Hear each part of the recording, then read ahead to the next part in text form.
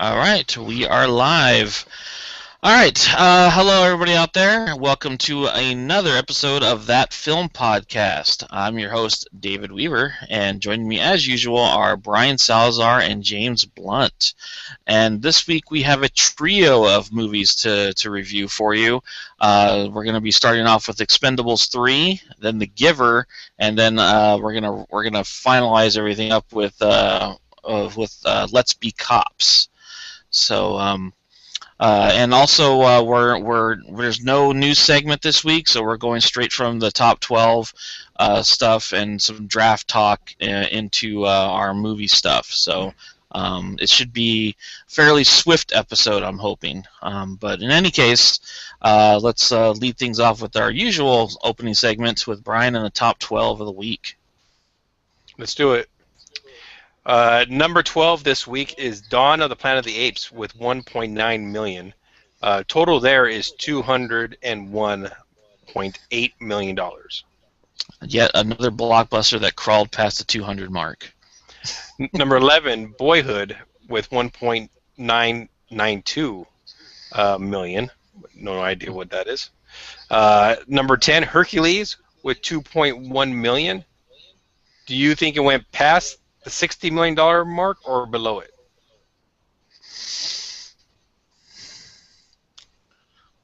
I'm going to say it passed 60 million. James? I'm going to say below. It is 68.1 million. And again, that movie cost $100 million to make. Yeah, still a bomb. Yeah. Number 9, Dave's favorite movie, and I don't think he's seen it yet, Step Up All In. With 2.6 million. Did it make more than 15 million or below 15 million? Below. Yeah, I'm sure. Yeah, I'm sure it's below. 11.8 million, and there's no budget number there. So that is officially a franchise killer right there. No, I don't think we're gonna get any more of those. You think it costs Speaking more than of franchise killers? Well, go ahead. Huh? Go ahead. Number 8, Lucy with 5.4 million. And that's over the 100 million mark now. Number 7, 100-Foot Journey, no idea what that is, with 7.1 million. Number 6, Into the Storm, Don't Call Me Twister 2, with 7.8 million. Number 5, The Giver, with 12.3 million. Number 4, The Expendables 3 with 15.8 million. And that's what I was talking about, a franchise killer. Ouch. Number 3... Wait, stop. That has to be the end of it, right? Because the only way you justify this is that at least they make money. But they had 1,000 people in the cast, and it still didn't make money. And on top of that, they reduced it down to a PG-13, which should have widened the audience. There's a number of things I've heard that they're trying to explain why it would happen. The biggest thing, and I don't know how much this actually affects box office anymore, but they are saying about 2 weeks before the movie got released that there was a pristine copy of the film that got released online that had over 2 million. That's not the reason. Okay, they said it got over 2 million downloads. So that's not. They're saying because of piracy, no one went to see Expendables. You're telling me nobody's pirated Turtles or Guardians? Well, no. See, the thing is, they're saying this is like Blu-ray quality. I copy. could give a crap. I don't care. Okay, I'm not saying that the movie would have done any better, but I'm saying that there are probably a number of people out there, those 2 million whoever, that decided not to go see it because they got it. No. So. Because that assumption assumes that if the copy had not been pristine, that they would have gone to the theater, and I'm saying that's not true. I'm saying the people who pirated it were going to pirate it, and they were not going to the theater. And besides, what's like 2 million people worldwide to box office? That's true. That's true. I'm just saying, it's like I know people that base if they're going to go see a movie in the theater or not, sometimes on if they get a pirated copy of it or not, or if they, if it's the You're quality of missing it my or point, not. though. Okay. If they pirated it, they were going to pirate it anyway. So they weren't going to the theater anyway. Mm. I wouldn't say that's the case for everybody. It's definitely not a cut and dry thing. I think there's the percentages out there, but anyways, it's not even worth really discussing. But Length. You're comparing against other, like you're saying that people didn't try to pirate Turtles. Of course they did. Mm-hmm. Some segment of the population pirated Turtles, saw it at home, did not go to the theater, but some huge number of people still went to the theater. That's the way it works. And you can't say that, because the Expendables people are trying to throw out excuses why their movie Excuses failed. 3? Excuses 3. They're trying to That's throw out awesome. excuses about why their movie failed. It's not because of piracy. It's All right, because James. All right, no James, one calm wants to down. see this shit. Take it easy. Have a Skittle drink. Relax. Jeez, you're so passionate. Because it's bull. Because it's And you didn't bull. even That's see why. yourself. Number 3, Water for the working man. Let's Be Cops with 17.8 million. Total there is 26.2. So I guess they kind of opened in the middle of the week. Is that what happened? Yeah, they opened up on a Wednesday, so that's a surprise. I mean, well, we were saying for a while that we thought it was going to do well, but still, I think that's still a little bit of a surprise. Oh yeah, because Rotten Tomatoes, the lower the score gets, the more people have to go see it. Well, when Brian brought it to my attention, the Rotten Tomatoes was at 9%. By the way, Brian, I realized that you don't do that anymore. You used to tell us the Rotten Tomatoes score. What does it matter? No one pays attention to it anyways. Awesome. What is it at now? 12%. There you go. And that is almost exclusively the reason why I chose not to see Let's Be Caught this week, because I was looking for a laugh, and I heard that it's pretty dreadful. I mean, you can let us know, Dave, but because of that, I decided I would see something else. The Giver, 31%, is much better. We'll discuss that. Teenage Mutant Ninja Turtles, 20%. I didn't know what Turtles was when I went to see it, but I probably would have seen it anyway. Number 2, the greatest movie of all time that no one is seeing enough of, Guardians of the Galaxy with 25.1 million. I think it's still holding on pretty good. I'm pushing it, Dave, so I'm making more money. I think that's the bona fide real hit of the summer. Right. I'm just more shocked that Maleficent made so much money. Yeah. I didn't know anybody that said I need to go see Maleficent. Never underestimate the power of the Disney brand. And Maleficent is the number 2 movie this summer so far. Number 1, of course, is Transformers, but Guardians has been out a matter of weeks, and it's closing in on both of those movies. It's going to surpass both of them. Oh, I don't think probably by next week it will pass both of them. Yeah. And number 1 is Teenage Mutant Ninja Turtles with 28.5 million. And just an update because we're recording this on a Tuesday. Right now, Monday box office, Guardians of the Galaxy made 2.8 million, and Ninja Turtles now number 2 with 2.801 million.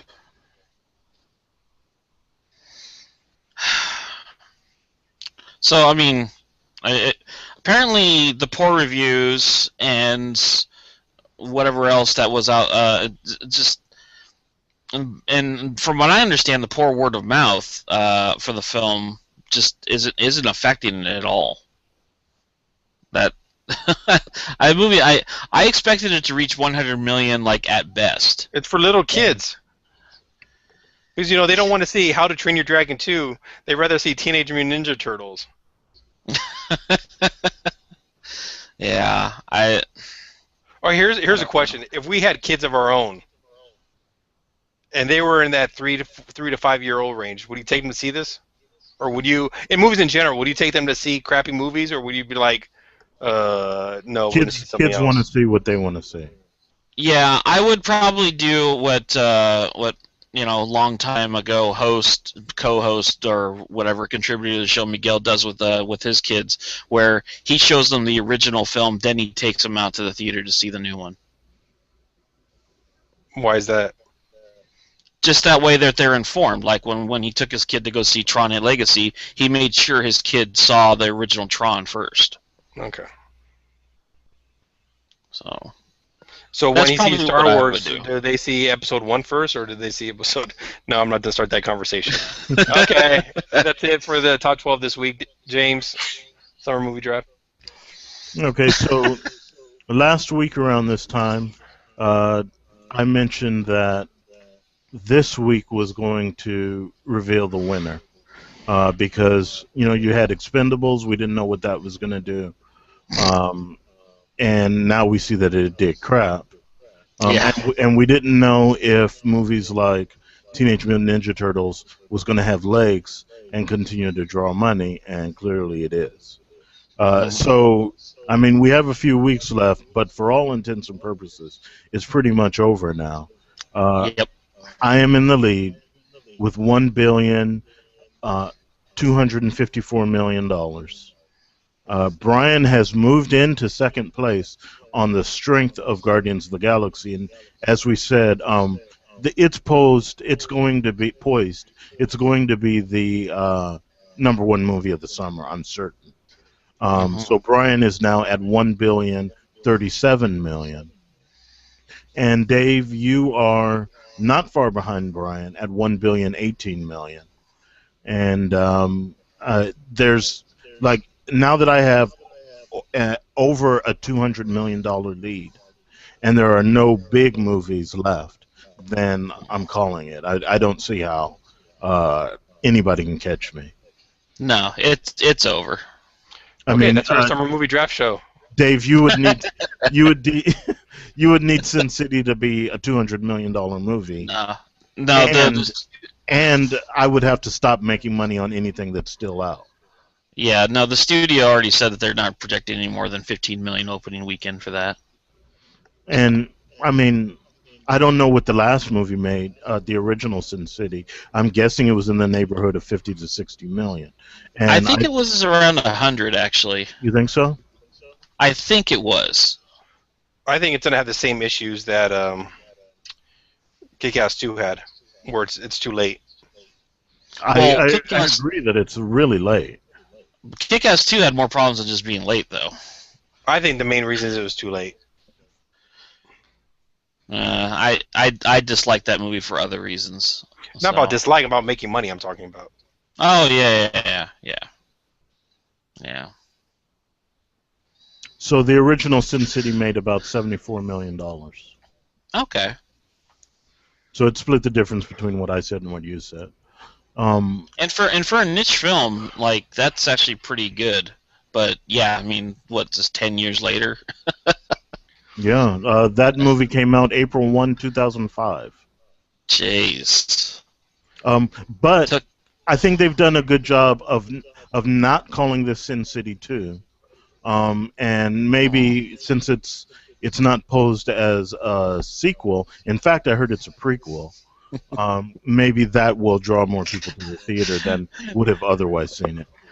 Maybe because the time between the films is so great, people are going to look at this and think it's all brand new again. Right. It's like, oh my god, I've never seen anything like this. They've already forgotten about the original. Are you guys seeing it in 3D? I think it needs to be seen in 3D. I didn't even know it was being shown in 3D, honestly. I didn't know that either, but if it is in 3D, I will see it in 3D. Just because of, last week, when I saw Turtles in 3D, and like I said, that cell shading kind of animation that they had at various parts of the movie, it pops and looks awesome in 3D, and that is all that Sin City is that kind of cell shading stuff. It would have the potential of looking fantastic. Yeah, I agree. So, like I said,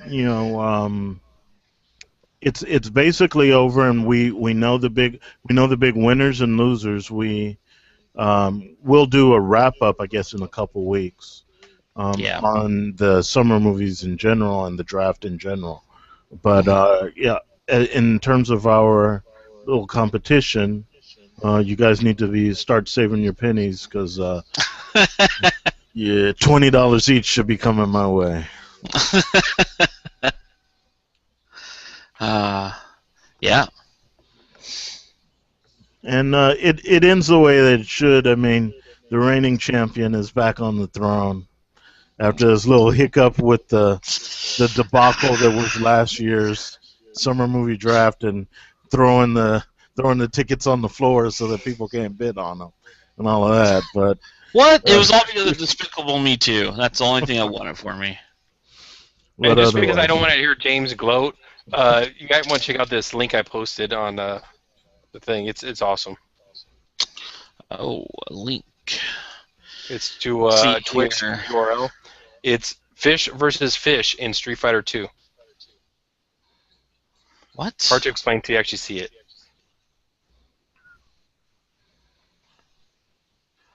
Okay, it's loading. Mine started and then an ad for... That's how it usually works. Oh, okay. Mine's still going. What? Okay. People officially have too much time on their hands. I'm still watching the ad.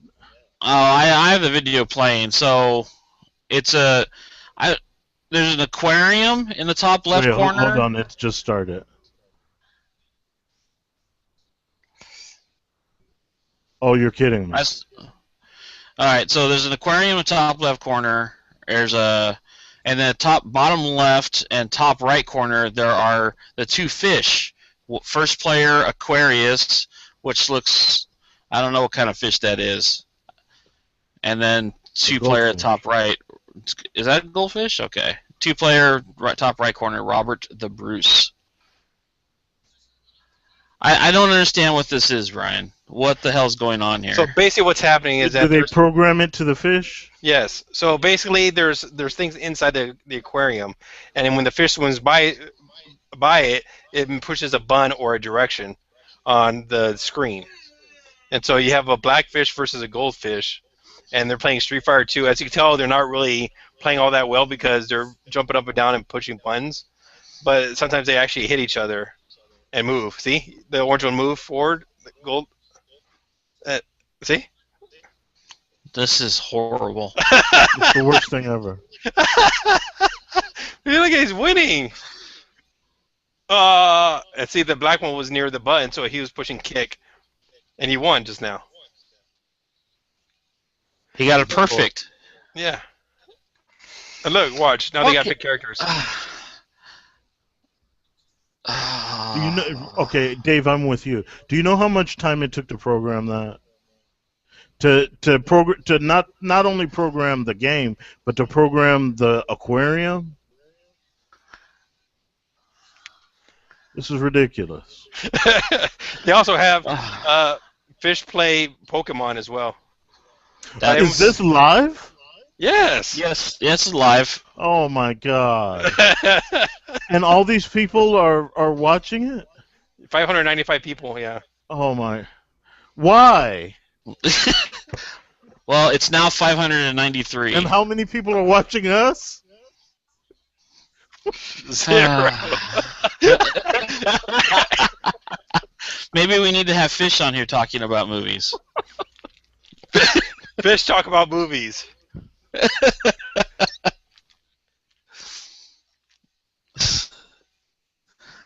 Oh my goodness. See, there goes a goldfish. He's Guile. The goldfish has won every one of these. No, the black one won last one. See? The black one is near the button, the other one is near the thing. Here, let me enlarge it. Yeah, enlarge it, you can see the buttons on the screen. No, I see the button. See? Are we going to talk about movies? Anyways, go ahead. I got to turn this off. Ooh, combo. Ooh, Oh my God. Okay. Reverting back to what we're supposed to be talking about on here, James. Well, we don't. Before we move into our reviews here, James, you said you had some additional things to say about the Turtle movie. Right. So, um, You didn't see it twice, did you? no, I did not see it twice, but I had a conversation about it. So, have you guys ever gone like to a dinner party or anything, and like someone comes up to you and they talk about like some issue that you really don't know that much about, so you kind of nod or smile, or just like if they say, "Oh, what do you think about the Gaza Strip?" And you say something like, "Oh yeah, that's really terrible." You know, just some platitude, right? Mm. Well, that type of thing happened to me, where someone found out that I'm in the movies, that I do this podcast, and that I'm also in the comic books. So he approached me, and he was like, "What did you think about Ninja Turtles?" And so I told him what I thought about it, right? I was kind of honest. And he said, "Don't you think all these Turtles things have been a really missed opportunity to address what the story was originally really about?" Uh-oh. And so then I kind of I was kind of asking me like, what do you mean by that? And he started explaining what he meant by that. And I kind of didn't want to admit that I didn't know what he was talking about. So I just kind of nodded and agreed or whatever. But then immediately after the conversation, I went to look it up, and I was kind of shocked by what I learned. And so I want to ask you guys, do you know what the original origin of the Ninja Turtles was? I do Yes. not. So Brian, what was it? From what I understand, it was Splinter was actually a human at one point in time. Gets turned into a rat, but at the same time he has a thing against Shredder in form, and then they come and attack, and there you go. So that's not true. That's not. So there've been many. The origin has been told and retold many times, and that could possibly be one of the origin stories, but that's not the original origin story. Thank you, Brian. The original origin story is that. Uh, well, let me ask you this: do you know what the origin story for Daredevil was? I do not. Okay, Brian. I know there was a little thing with them together in the storyline, but go ahead. Okay, so I know the origin of Daredevil, and I know the origin of the Ninja Turtles, but I never put the things together before. And so Hmm. first I'll tell you what the origin of Daredevil is. Daredevil was he was just a regular guy. He was walking down the street. He saw a blind man was about to get run over by a truck. He ran out into the middle of the street, pushed the blind man out of the way. The truck swerved, and a canister of radioactive material flew out of the truck and hit Daredevil in the head. And that is why Daredevil is blind, because it hit him in the head and caused him to be blind. But that's also where his powers came from, because the radioactive material spilled on him and enhanced his other senses, and that's why he's a superhero. Okay? Teenage Mutant Ninja Turtles, the origin is that there was this guy who saw someone that was about to get hit by a truck. He ran out into the middle of the street. The canister flew out of the truck, hit this guy in the head, and then the canister ricocheted and knocked over like someone on the street had like a little sail, like a sidewalk sail, and there was a canister of turtles. The the radioactive canister knocked over the aquarium with the turtles, knocked the turtles into the sewer. The canister went into the sewer, and that's where the Ninja Turtles come from. Hmm. And so they wrote it specifically as an homage to Daredevil. And Daredevil's sensei was named the Stick. And that is why the Turtles sensei is named Splinter. And Daredevil used to fight the Hand, and that's why the Turtles fight the Foot Clan. And it's a complete homage to Daredevil and his origin. And like I said, I knew the components of all of that, but I didn't know that they go together like that. And so what this guy was trying to tell me at the party was like he felt like there should have been some much more explicit homages to like Daredevil and whatever else was the inspiration for the Turtles. But it was just blowing my mind putting these pieces together that's where the Turtles came from, because I never put that together before. Yeah, that's pretty crazy. And I would go ahead. I was gonna say I would have never guessed in a million years that their origins were something like that.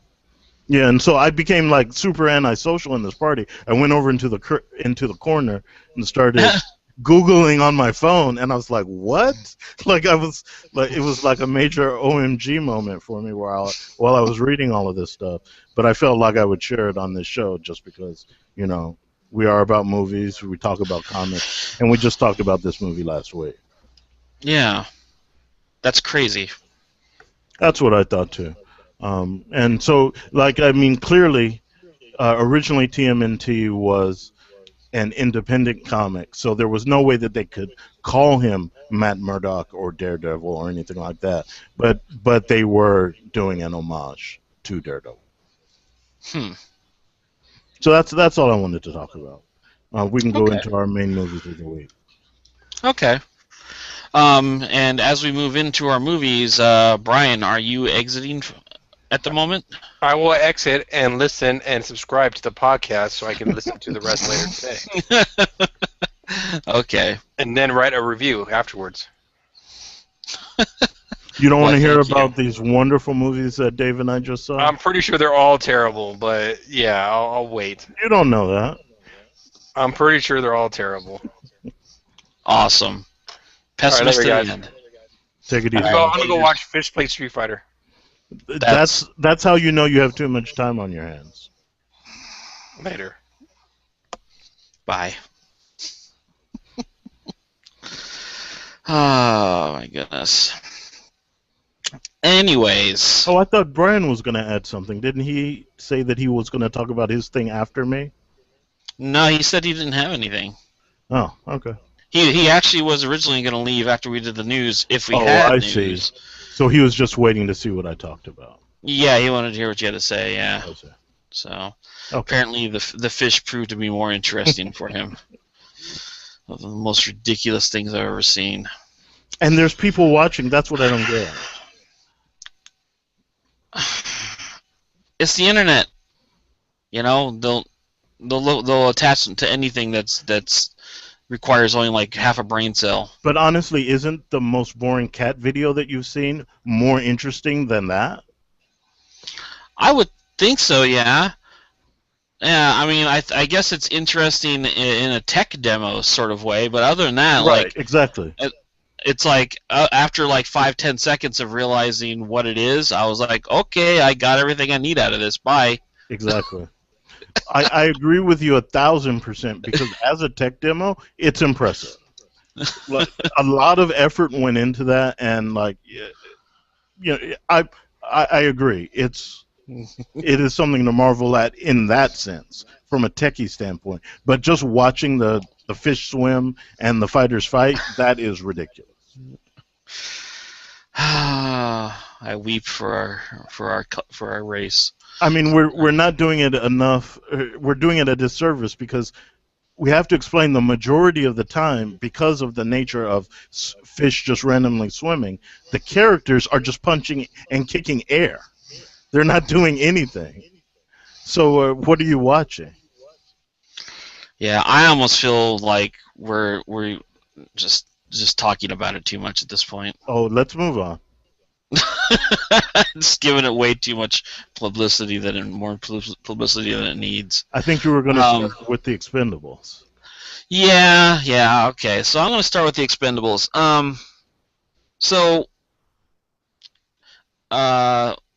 We've kind of Well, we've discussed the first Expendables somewhat on here in the past, or on our old show, the LRA show, and then we did a full blown review of Expendables 2 when that came out. Um, and I remember the consensus of all of us were basically like, we're over it. Mm-hmm. And I mean, I can't remember exactly what your guys' problems were, what your and Brian's problems were with the second film, but I do kind of remember it had something to do with the fact that it was overly cartoony. It was just kind of ridiculous, and it wasn't very just. I don't know. It just wasn't very good. The story was not at all compelling. Yeah. I mean, in the least, even though this is very gimmicky, you can tell a good story and then it'll work, or it'll kind of work. But the story wasn't compelling at all. And I mean, the gimmick was, of course, for the franchise has been just getting all these like old veteran action stars together and just throwing them into this mixture and just letting them loose. All these actors that back in the day, everybody was like, oh my god, it'd be amazing if this person was in a movie with this person, Mm-hmm. or whatever.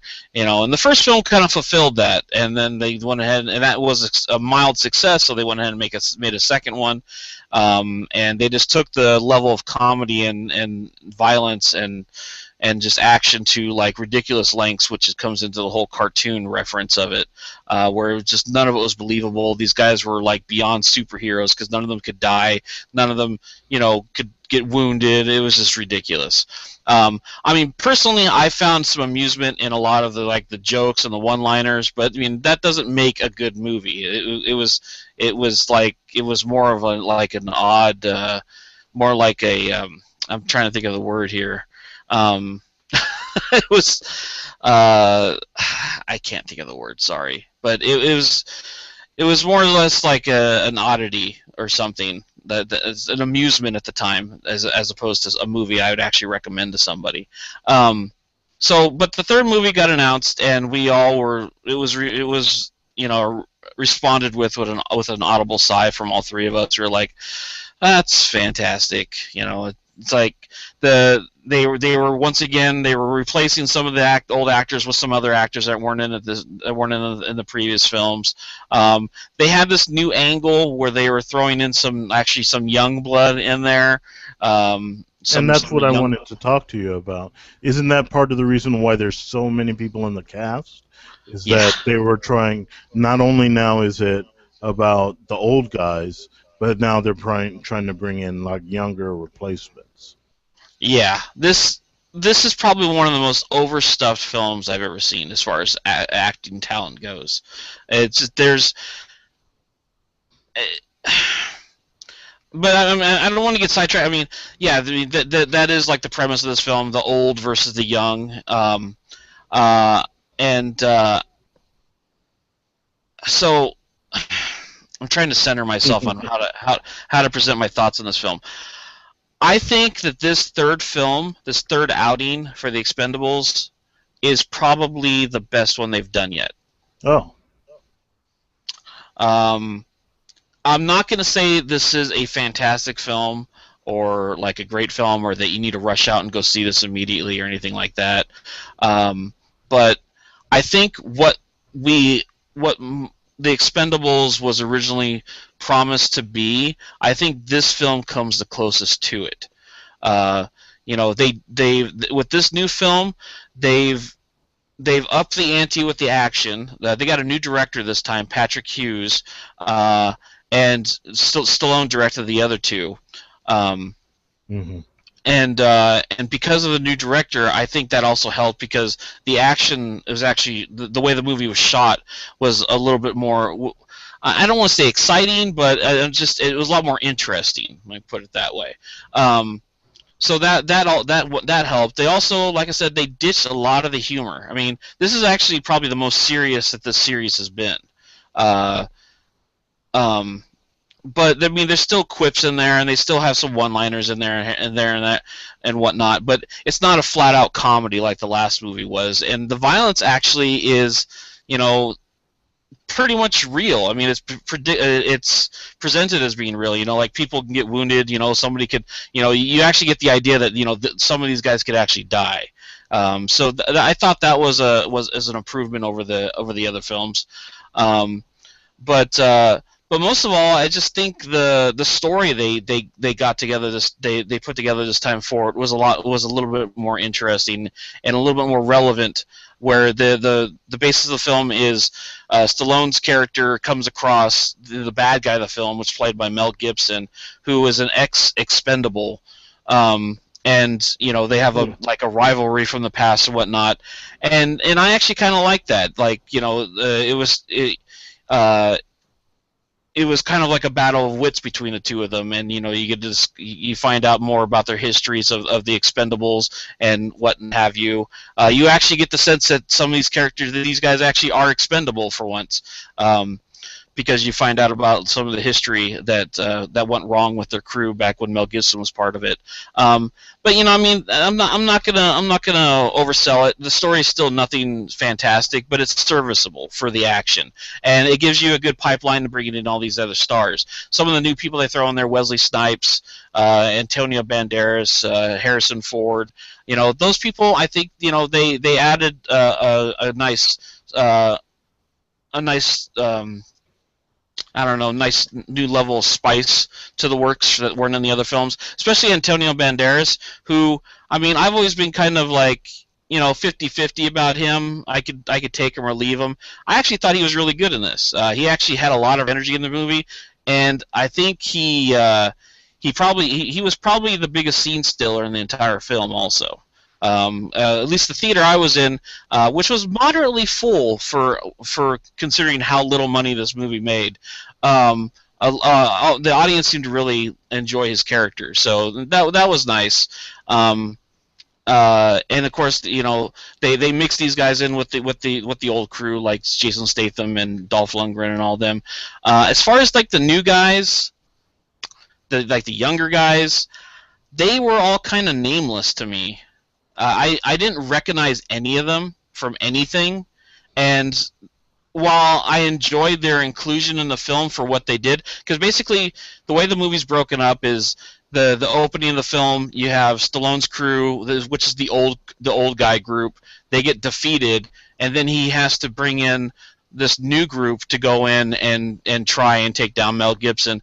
And what this new group adds into it, actually adds in this kind of Mission Impossible vibe to it, where they're a lot more tech savvy as opposed to just brute force. And I actually kind of like that yin and yang they brought into it, where the old guys are all about charging, bust through a wall, and these guys are all about like program the lock to unlock for you. So that was a nice little added bonus that I liked about it. But the problem with this film, and I think the problem with this franchise at this point, is that no matter what they got right this time, no matter what they fixed from the other films, nobody cares anymore. That's the biggest problem that this film has against it, is that no matter how well this movie turned out, I think it was doomed to failure regardless from the outset. So I mean, I don't know. There's not much more for me to say about it. I mean, if you like the other Expendables movies, I would definitely say check this out. It gets a lot more right than the other films did, but it's not going to convert anybody. If you didn't like the other ones, you're probably not going to like this one. But it's definitely not worth seeing in the theater. It's definitely a rental. Yeah, I don't know what else to say about it. It's not a bad movie. It's actually a pretty entertaining movie, but it's just, like I said, it's too little, too late. So. Well, I think you hit on all the key points there, because that is kind of what I was wondering about with the new guys, what their role in this was. But also, like how much screen time does someone like Harrison Ford have? He is interspersed throughout the film. Like, he is in the beginning. the middle, and the end. Like he appears throughout the entire movie, but I'd say they're for like 2 to 3 minute chunks of time. Right. Okay. But he appears enough in the movie that you feel like he is in the movie. It's not like the stuff they pulled with Jet Li in the second film, which I also Schwarzenegger in the first film. Or Schwarzenegger in the first film. But Jet Li once again is only in this movie for like 4 minutes. I wonder why. So, I don't know. And worst of all, his time on screen, he's just shooting a gun. There's no martial arts involved. That's ridiculous. The number one reason why you would have somebody like Jet Li, you don't even use him for it. Right. And yeah, like the weird one of the weird inclusions was Kelsey Grammer into the crew. I was like, what is going on? But his character is basically the guy that helps Stallone recruit the young guys. So I was like, okay. I was wondering if we were going to see Kelsey Grammer like wielding machine guns or something. That was weird when they announced him being in this film. But I got to stress, Mel Gibson's really good in this. He is really embracing this idea of being the bad guy. You know, I mean, the real life Mel Gibson being the bad guy. It seems like the only roles he gets anymore is being the bad guy, which is kind of sad because I grew up with Mel Gibson being the hero, and it's kind of sad that the only roles he gets anymore is being the bad guy.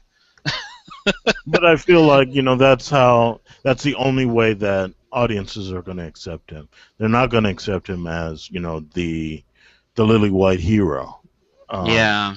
I mean, it's an achievement that they've even gotten him back into Hollywood movies, because there was a point where people said his career is done, like he can't go on from this, and at least he's back.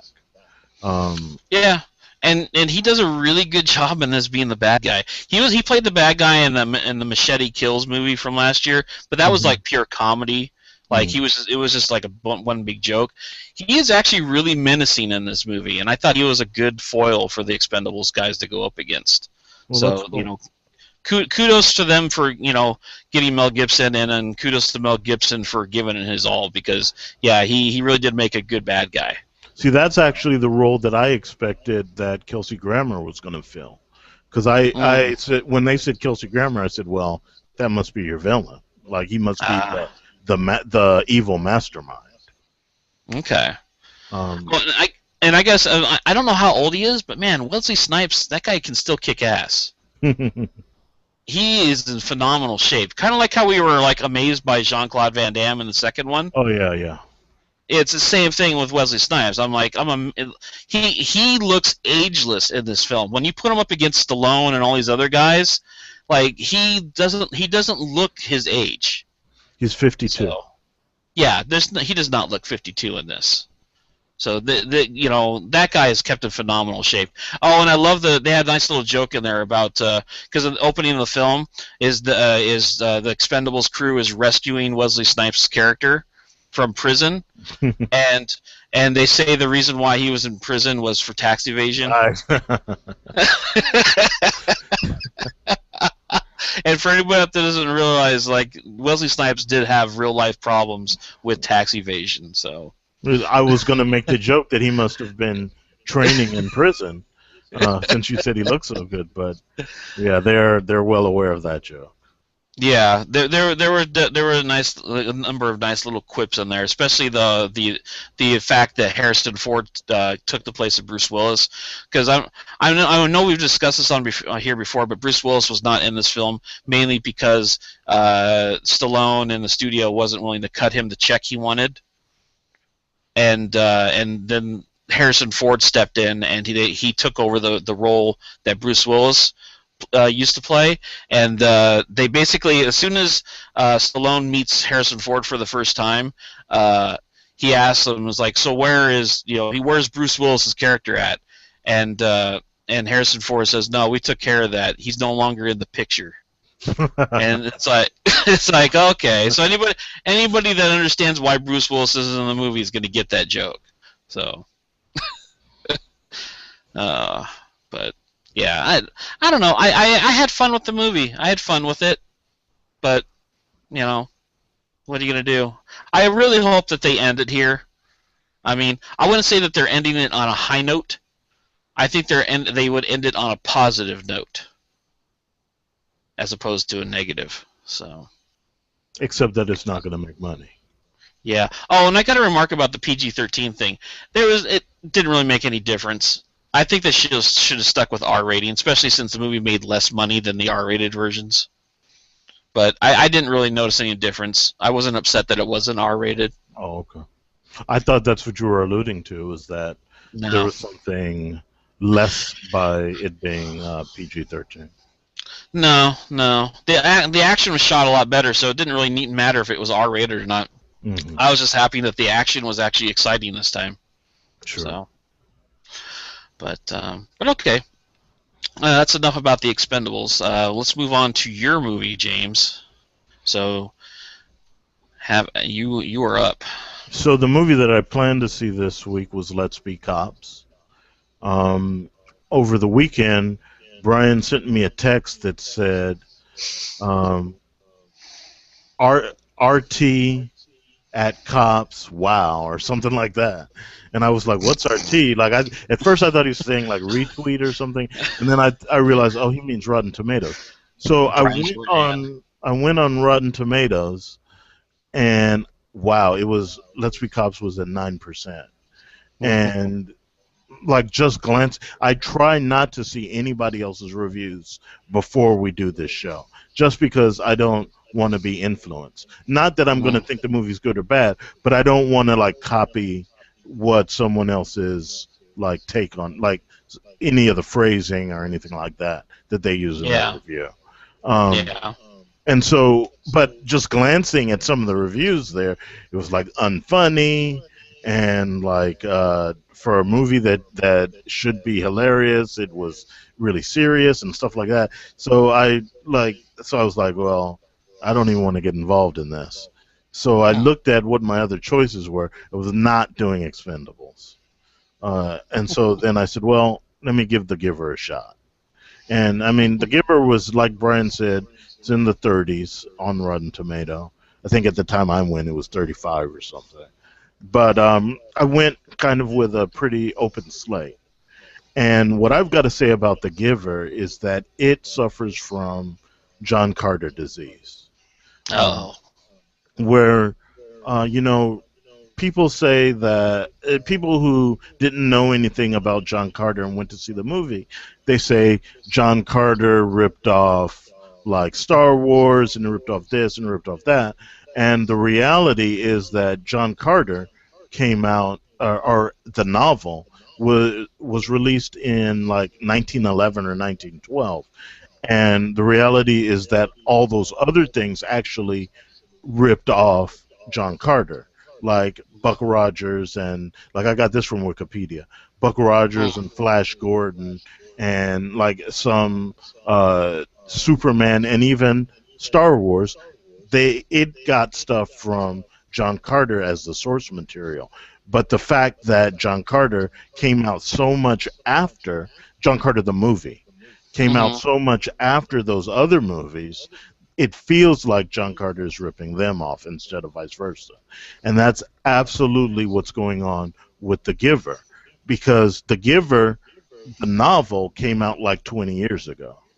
And when I sat down and started, The Giver started, and I was like, am I watching Defiance? Because I just saw that last week, and this seems like the exact same movie. It feels like I'm watching Defiance. And you can watch The Giver, and you can see if this movie is faithful to the novel, then clearly what's the Hunger Games ripped it off, and like all of these kind of dystopian future, but then there's a utopia. All of those kind of movies ripped off The Giver. And the thing is that just like last week with I said Defiance. What's the movie I mean, Dave? Oh, Divergent. Divergent. Thank you. Yeah. just like last week where I saw Divergent, this movie starts off by telling you that there's been like some kind of a apocalypse, like the whole world was at war, but there's this one city that survived, and there's a wall around the city, or at least some kind of a barricade, and like all of this is exactly the same as Divergent. And then it goes on to talk about like when you come of age, you're put into one of these groups, and that's exactly like Divergent. And then like the kid who's the lead, and at least in this story, the kid is a boy, and because in these other movies like Hunger Games and Divergent, the lead is a female. The kid whose name is Jonas, um, when it's when he's standing up there with his class, and the rest of his class are being separated out into the various groups that exist in the society, um, Jonas is left. And the reason that he's left there is that Meryl Streep, who's like the mayor of the city, um, or governor, or whatever you want to call her, she explains that Jonas, um, in his test, he tested special, and that he has traits from all of the groups, which is exactly like Divergent, except in Divergent, it's a crime to have all of the traits, and they'll probably kill you. Whereas in The Giver, uh, you're special. Um, and so, because he has all these traits, he is named as the receiver of history. Okay, Hmm. and the thing is that the way that this society works, like everybody is kind of like on they act like they're on mood stabilizing drugs, right? Like a Zoloft or something. Hmm. Um, they're all just kind of very pleasant. Um, and when he goes, he they explain that there's only one person who is the receiver of history. And at that time, the receiver of history is Jeff Bridges. But now that a new one has been named, Jeff Bridges becomes the giver of history, and the boy becomes the receiver of history. And that's why there's the receiver and the giver, and the title of the movie is The Giver. Um, Okay. and so what he basically, Jeff Bridges is the only one in the whole society, including Meryl Streep, who knows how they came to be like they are, and he's the only one that can kind of act out, because there's very specific ways that you're supposed to act. You're not supposed to touch people. You're not supposed to like frolic, and you're not like. But everyone seems happy with the rules.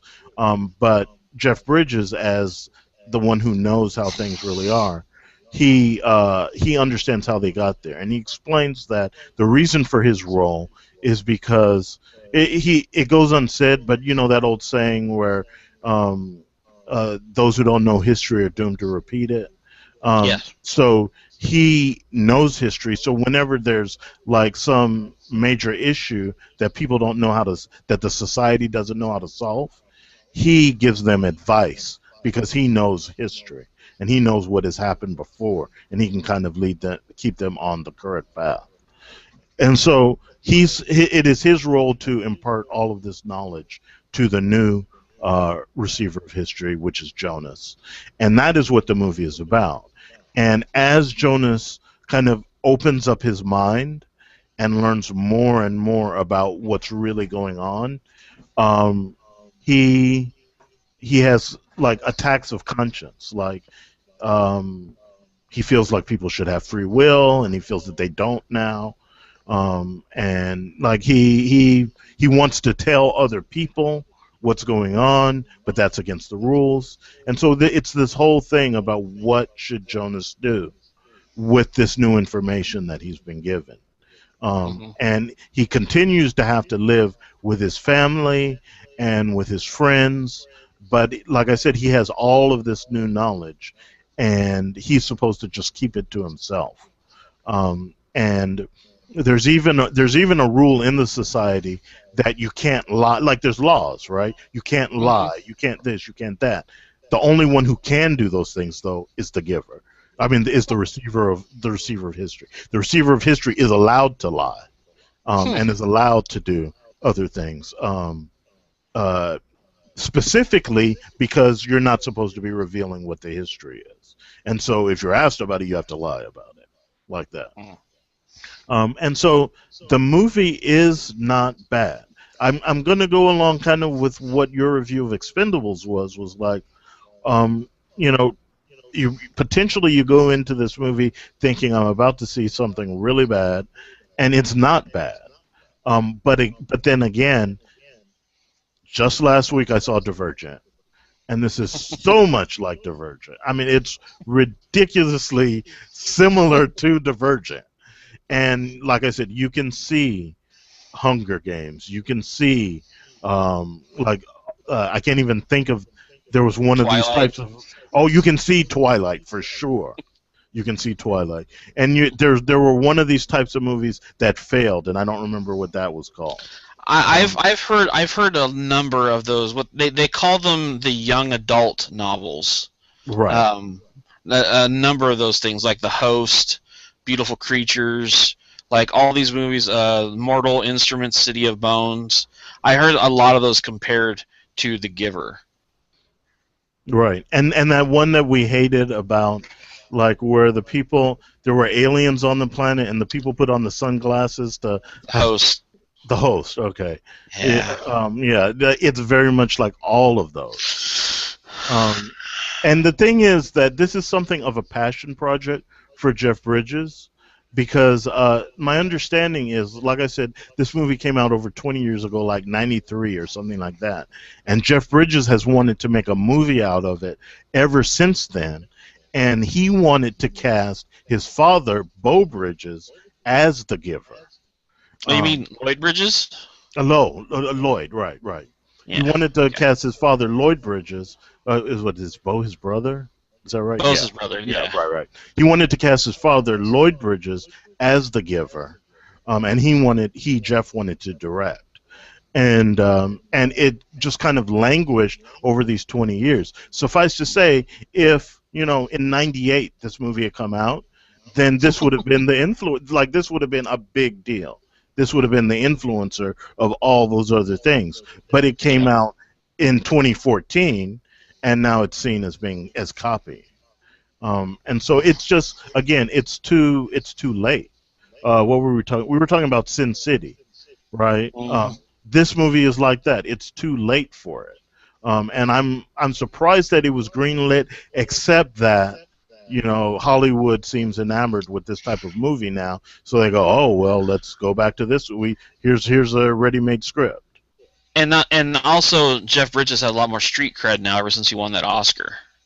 That's true. He has pull. So, yeah. That's true. Although, I mean, he also has R.I.P.D. under his belt, so I don't know why they're listing the Hey, I actually like that movie. So I know you did. I haven't seen it. I'm just messing with you. But yeah. So I mean, I think Brian was wrong for leaving because you seem to enjoy Expendables, and I'm telling you, when I put my mind in isolation and forget about these other movies that I just saw, this movie is not bad. It's just that it's so much like other things that are already out there. Okay. Would you recommend it? What would your recommendation be? Actually, I think this would be a complicated recommendation because, like, if somebody out there watched Divergent or The Hunger Games and really liked those, would they like The Giver? No, because it's too much. It's too much alike. But what if they like that type of movie though? But it's not about that type of. I'm telling you, I saw Divergent last week. This is the same movie. It's like if you've already seen Divergent, would I recommend that you watch Divergent again? It's that similar. Let me ask you this: to somebody like me who has not seen Divergent or The Giver, which one would you recommend?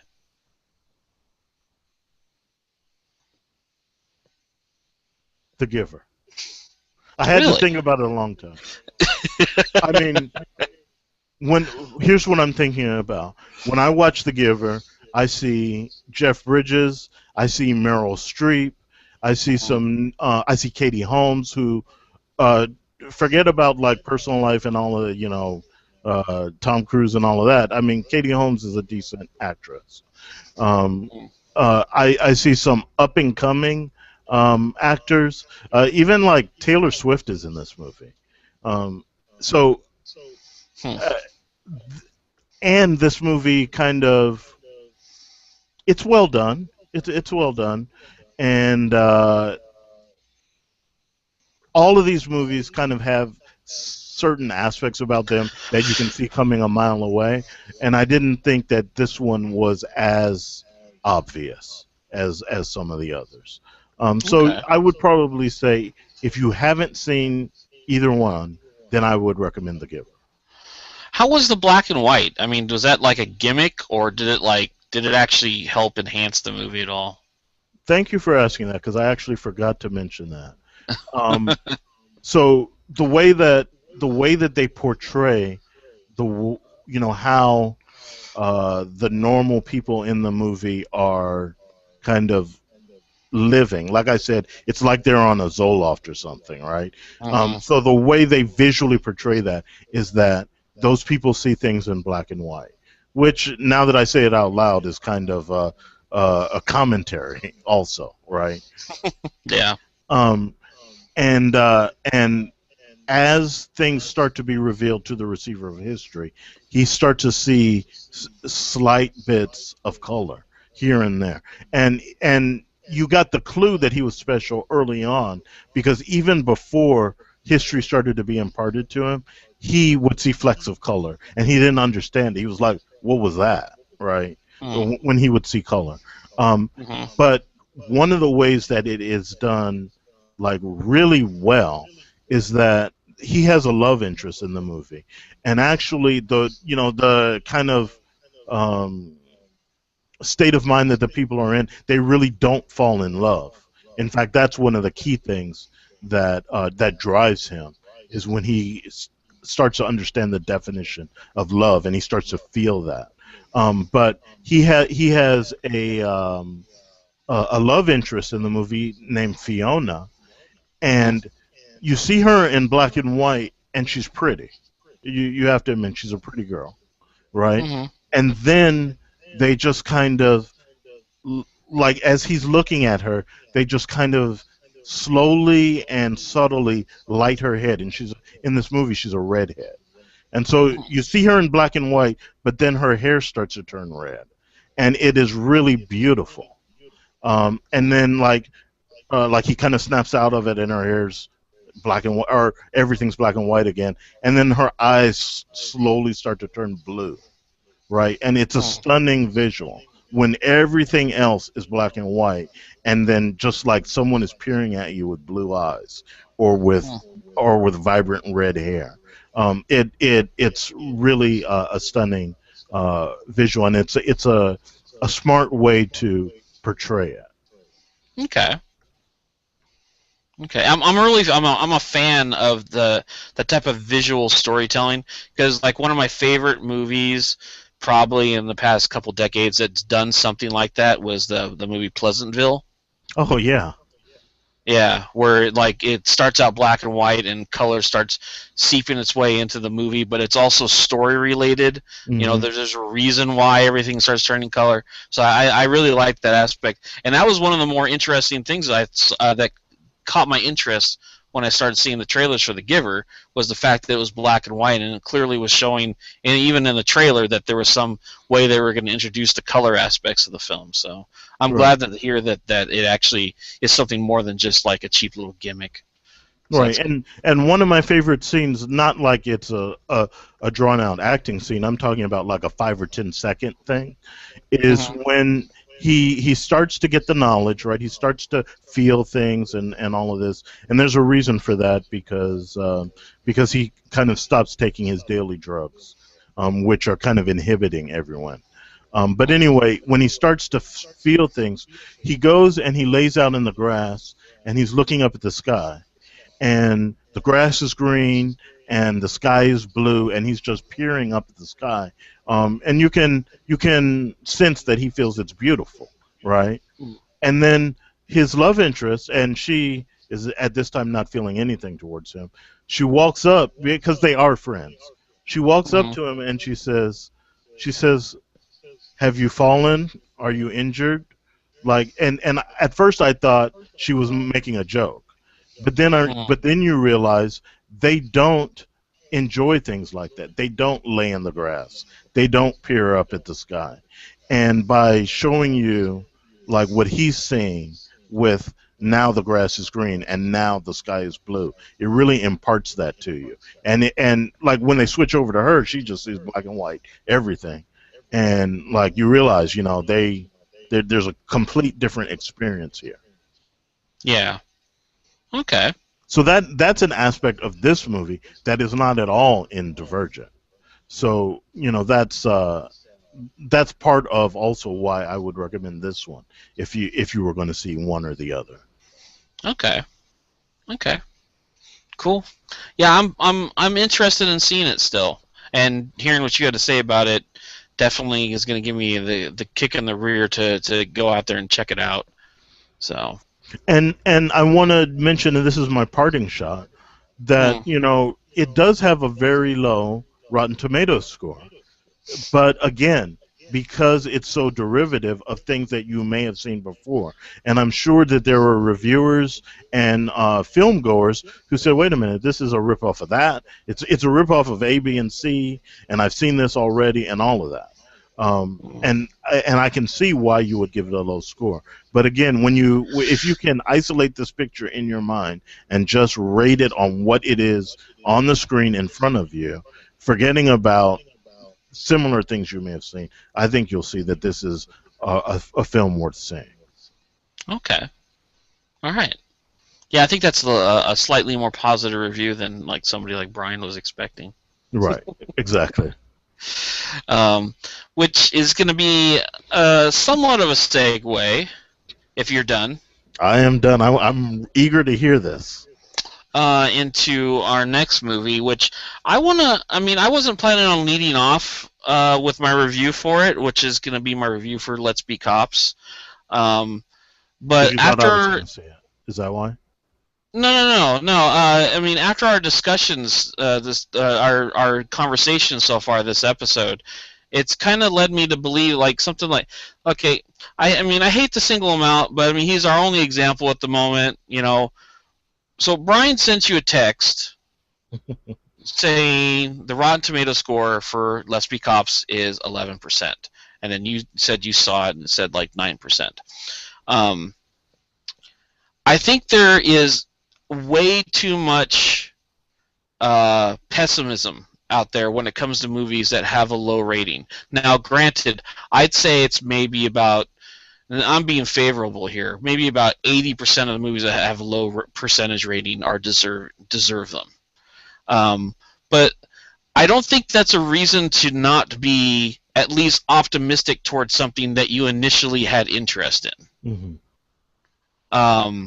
Like outright seeing the review, seeing the rating, and saying, "Oh, that's it, I'm done." When you initially had an idea in your head, like, "Oh, that looks like it might be good," I don't know. I'm kind of put off by that a little bit because, like we just discussed, Expendables 3. I'm not sure what rating that has, but I'm pretty sure it's pretty low also. And then The Giver, like these are clear. These we've both just finished saying that these are not bad movies. Mm-hmm. They are bad. I get they're not good in certain, if you look at them in certain lights, I guess. But all in all, they're not bad movies. And it actually, because when I saw your text saying that you were not going to see Let's Be Cops, I had already seen the movie at that time. And seeing the reason why you hadn't seen it, I was a little bit saddened, because the truth of the matter is Let's Be Cops wasn't actually a good movie. And see, I was on the fence. I'll say that, because I like those actors, Damon Wayans Jr. and Jack Johnson, and I mean they're co-stars in The New Girl, and I like them on that. I know you're not a big fan of New Girl. No, but I like them. I like them, and I feel like they have chemistry, and yes. and I felt like this would be a good buddy movie. But then, Brian got into my head, and I let him influence me. He has like the force over me. Brian. I want to say, I don't know if it's his podcast or not, but he has become overly pessimistic over the years, as the longer we've done this show, and I feel partially responsible for that. And I'm sorry, Brian. I'm sorry. I wish you had a little bit more optimism in your life, but I mean, I completely understand where you're coming from because we have seen so much crap. Right, we have. We've seen a lot of crap.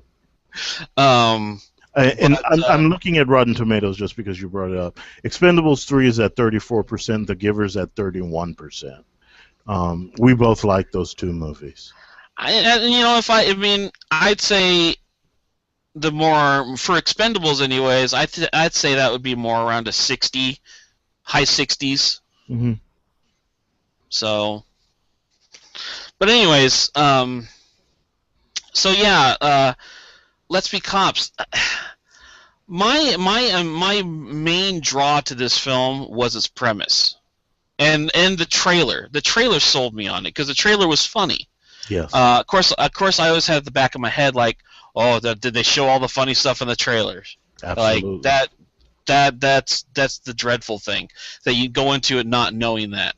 I'm gonna stay straight up that there is a number of comedy gags in this movie that are never even hinted at in the trailer.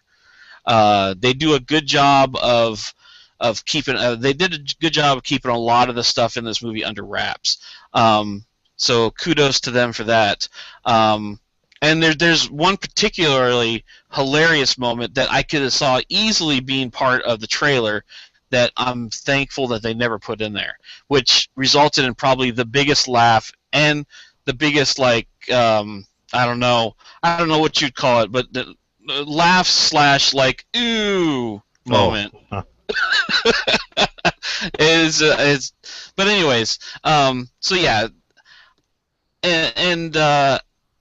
So my girlfriend and I went out and saw this movie. We saw it on what was it? Was it a Friday night? It was a Saturday night. I can't remember, but it was a pretty full theater. And this was like the perfect. I love these type of movies where they're not really setting out to do more than just be sort of like light entertainment. Like, they have no greater goal. They're not aspiring to be like the next big thing. It's just a simple movie, with a simple premise, and it's basically a vehicle to kind of put the spotlight on its two stars. Who, I mean, yeah, they're known on TV, but in film, like they might as well be no names. Mm-hmm. And I think on that level, this movie works. It works really well. It doesn't, like I said, doesn't aspire to be much more than what the trailer showed us, and I think it comes through on that premise of the idea of these two guys, and they're kind of down and out. They're both having issues. The Jake Johnson's character is a former football player who had an injury, and now he's down on his luck. Like, the only work he's had in the past 5 years is he did a commercial for I think like genital herpes, which the commercial for that, by the way, was pretty funny. And he's kind of surviving off that. And his roommate is Damon Wayans Jr., who this is the one. Okay, I'm not going to get into it right now, but this is probably the only problem I have with this film, was the story revolving around Damon Wayans Jr.'s character, where he's a game designer, video game designer, and he's having a rough time at work. I'll get more into that later. Does that hit too close to home? I'll get into it a little bit. It may have a David rant section here, but So the two of them are down and out, and they get a hold of these police uniforms. And one of the things I was wondering, like, the idea that, oh, these guys are dressing up for, a costume party or whatever. But I was wondering, like, if it, the only time people dress up is Halloween. Well, they explain it in I thought it was a pretty humorous way, where the Jake Johnson guy got an invitation to some of his former football players. Got an invitation to one of their places for a party, and he said it was a costume party, and the two of them take these cop uniforms that they have, and they go off to the party, and of course they find out it's actually a masquerade party. So it's just a party with the face masks, and and on top of that, they were questioning, like, why would there be a costume party in the middle of June? So it was actually it was plausible how they got into the cop uniform, and it was even more plausible. It was just as plausible, I should say. How they got into this whole funk of, like, pretending to be cops, and the level at which it escalates, I thought was perfect. Like the minor things they start doing, and the way it starts getting way out of control was pretty funny. And I think what really helped balance that is the two personalities, where Jake Johnson is this, like, he's like really into being a cop. Like, he eventually ends up going onto YouTube. He starts learning the lingo. He starts learning all the codes and everything. He's the one that goes on eBay and buys a police car, but then he goes and he buys all the individual pieces for the police car, and he puts it all together to make a police car.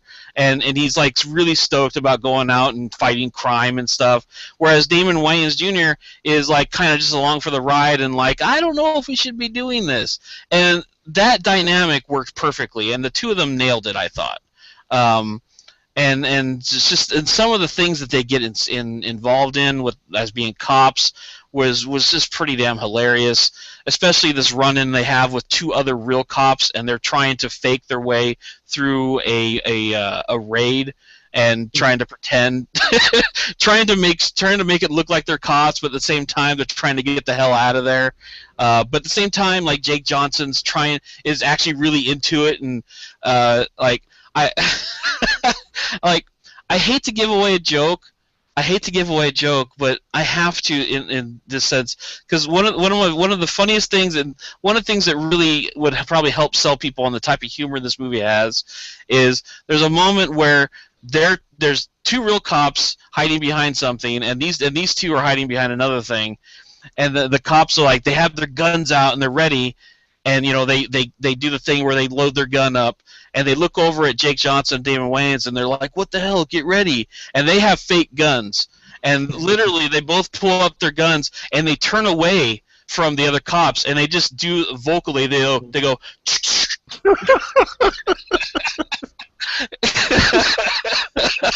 and they turn back around like, all right, we're ready.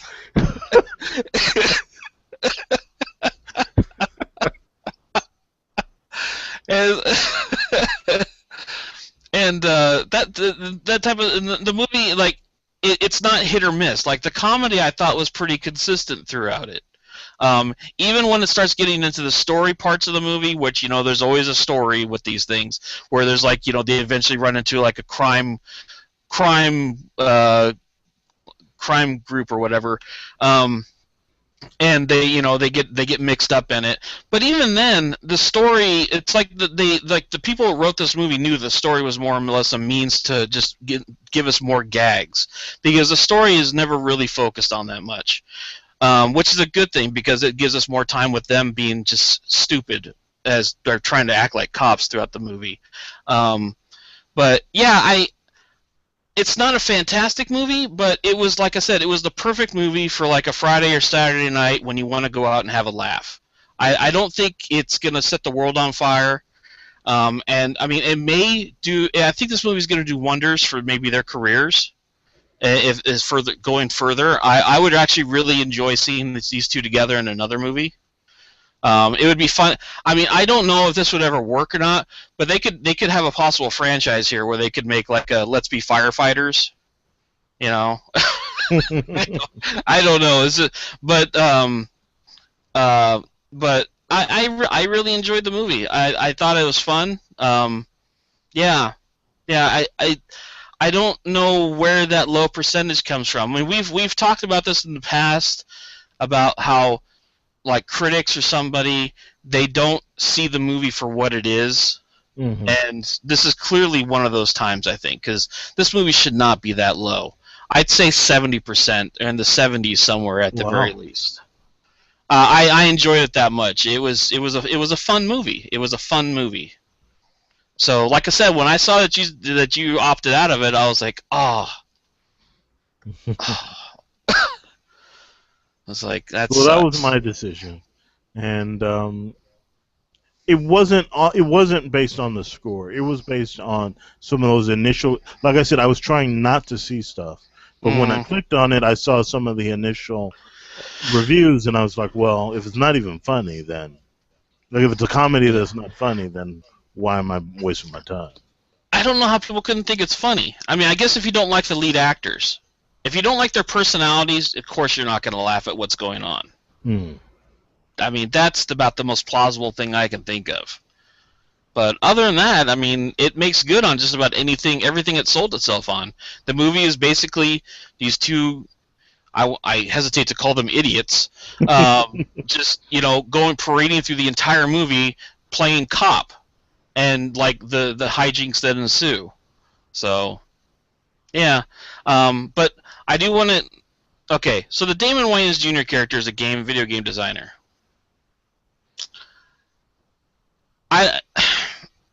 It's no secret that movies and film writers and script writers, they usually, take a leap of faith when they portray a certain profession. But I am just sick and tired of, like, the falsitudes when it comes to, like, way video games are made in movies. And the only reason I bring this up is because the plot with Damon Wayans Jr. is integral to this entire movie.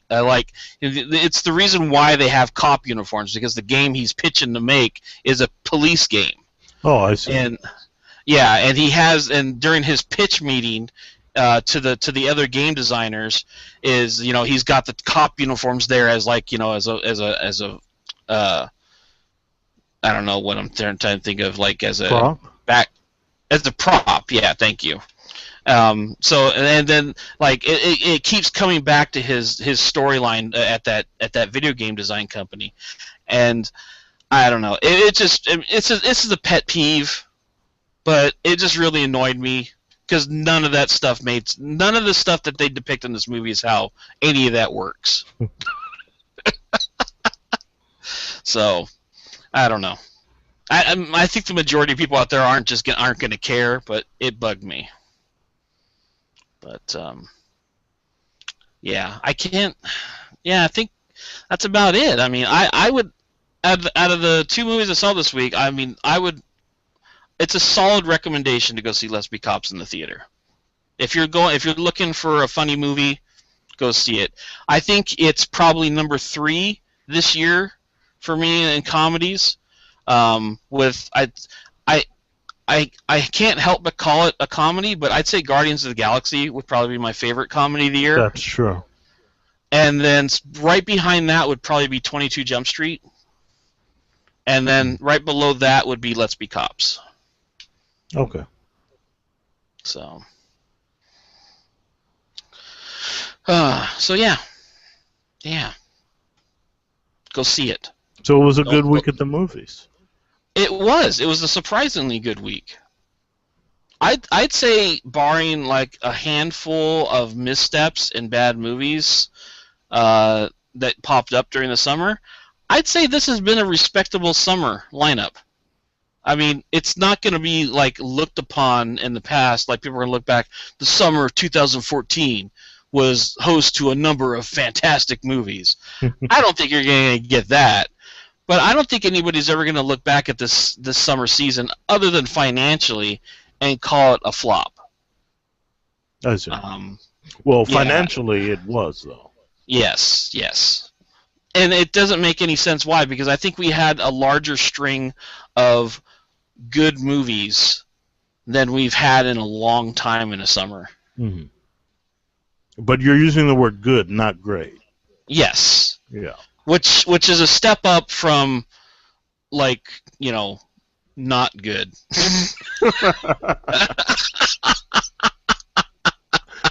which I feel like the past summers we've done this podcast, like, it's bounced back and forth. Like, oh, this is a really good movie. Oh, this movie's trash. And then we go back. Oh, this is a good movie. Oh, this movie's trash. We didn't really have that this year. Mm-hmm. So, but anyways, I digress. Is there anything else we should bring up before we end this, or are we safe to end this? I'm thinking about that.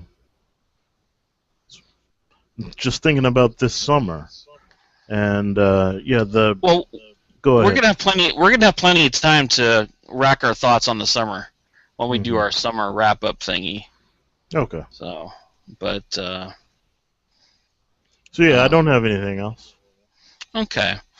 All right. Let me double check here, because you never know. We sometimes miss stuff.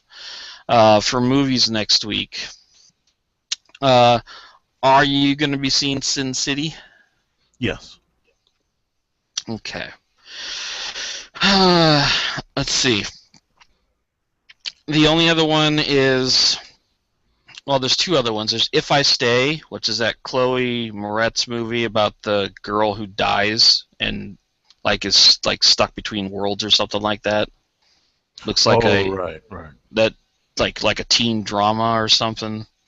There's that, and then in a way it reminds me of, like, wasn't there a movie like The Winter Bone or something like that? Winter Bone.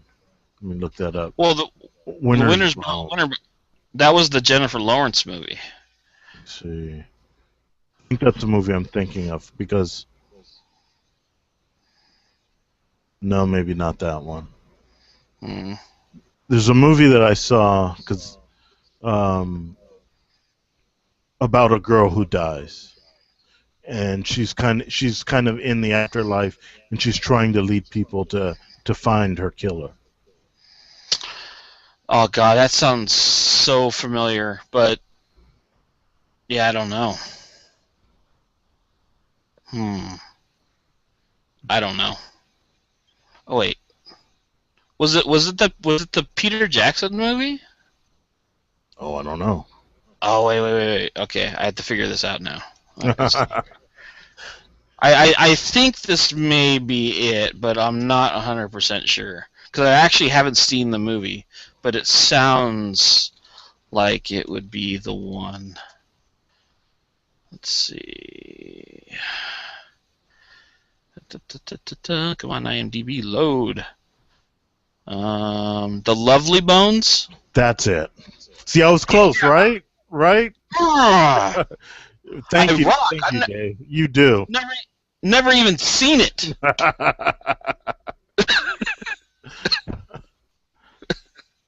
The Lovely Bones. That's it. Okay. Yeah, it was Mark Wahlberg. I heard that movie was bad. Yeah, it was. Okay. Just double checking. Yeah, it was. But I'm just saying, the movie that you described reminded me of this movie. Okay. Let's see what else we have here. You're a fountain of information, Dave. I try to be. I'm going to rename you something that has to do with IMDb. I have to figure it out. I am a human portable IMDb. People tap me for movie information all the time. So, the other one is When the Game Stands Tall, that football. I'm not in the mood to see that. I think, watching the trailers for that movie, I'm of the opinion now that you could probably intercut scenes from every other football movie and put it in that movie, and they would all seem like the same movie. I'm going to go a step further and say every other sports movie. I like how they're trying to make it different this time. Like, instead of showing the team get to the point where they're winning, we're starting this story when they falter. I'm like, whoa, mind blown. Because that never happens, right? A football team never has a losing streak. It's like, why does this even have to be a true story? This could be anything. Because it's inspirational. That's why. I mean, do you like this? Do like movie script writers? Do they go around to all small town USA's and like find out the history of the football team to write a script about it? Because otherwise, we never hear about this stuff. This stuff is never on the news. Where do you find this information? I don't know. But that's it. The only other movie I might see, and that's if it opens wider, because it was a limited release this past week, is that zombie movie, Life After Beth, which is on our actual movie draft. Yeah, I'm aware of the movie. I have no interest in seeing that. Yeah, I'm just saying I might see that, so I may have a review for that next week as well. But it looks like Sin City is going to be the for sure. So. I plan on seeing Sin City, and you have now got me leaning towards maybe seeing Let's Be Cops. Oh. Because I was the only one who really wanted start at the beginning of the summer. I wanted to see Let's Be Cops, and at the 11th hour, I let Salazar get in my brain, and I didn't see it. It's like Brian's the little devil on your shoulder, yeah, and a little angel on your shoulder. Like, go see it. Don't go see it.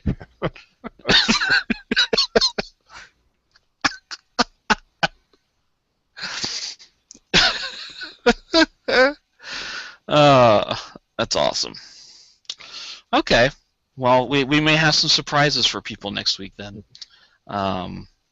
Okay, so wrapping this up. Usual stuff. Go to the website. I know it's been inactive for a little while. Sorry about that. But you can still find the proper links on there to like the podcast and to the YouTube channel. So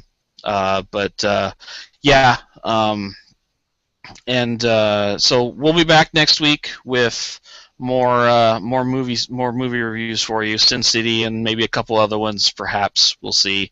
Yeah. Until then, everybody out there, take care. Have a good week. The lovely Bones.